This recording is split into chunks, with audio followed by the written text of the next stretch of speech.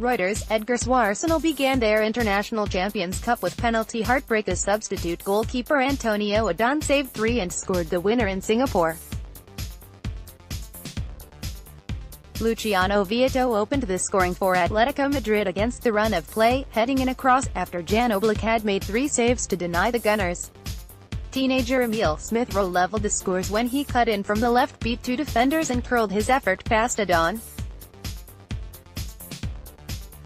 With the scores tied at 1-1, it took penalties to separate last year's Europa League semi-finalists, with Ainsley Maitland-Niles the only Gunner to score as Adan earned the plaudits. Here are 5 things we learned.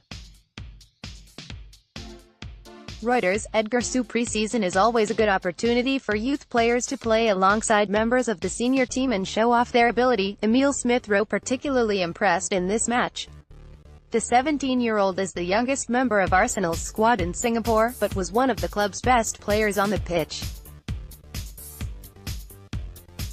He scored a stunning equalizer for Arsenal in the 47th minute, beating 2 Atletico defenders before curling the ball into the top corner. Smith-Rowe will definitely have a future at Arsenal if he continues with such performances, but Emery may have to send him out on loan this season to give him the playing time he needs to develop. Several of Unai Emery's new signings featured in Arsenal's first serious preseason run-out. Bernd Leno played the first half and looked confident, and whilst he did concede a goal, this resulted more from Arsenal's defensive failings rather than poor goalkeeping. Matteo Guendouzi also started and looked very bright in the first half, significantly contributing to Arsenal's attacking moves.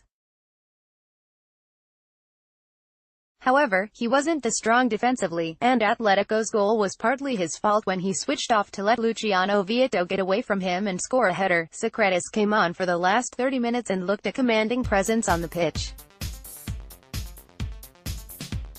Reuters, Edgar SuArsenal at the game ending at 1-1 after 90 minutes, penalties awaited. Arsenal clearly haven't been practicing shootouts, however, because they were extremely poor. Henrik Mkhitaryan did not get his close enough to the corner, allowing Adan to save.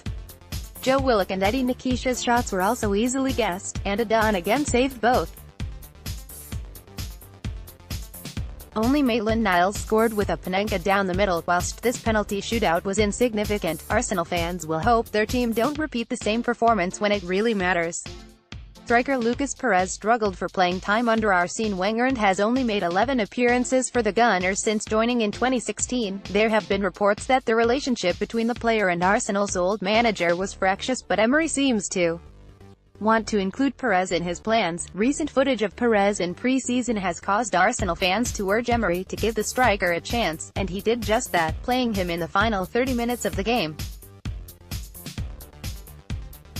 He was mostly ineffective during his time on the pitch, but a good performance in a future pre-season game may see him overtake Danny Welbeck in the Arsenal pecking order. Reuters, Edgar SuArsenal has been a tumultuous time recently for Mesut Özil.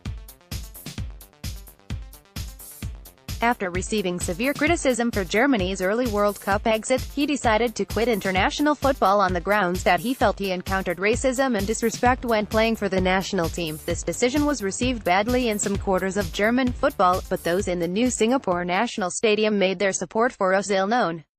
He was not named in the team for the game due to still recovering from the World Cup, but he was pitchside. At one point the big screen showed the midfielder, and he received one of the biggest cheers of the game. Want to share your opinion? Why not write for us?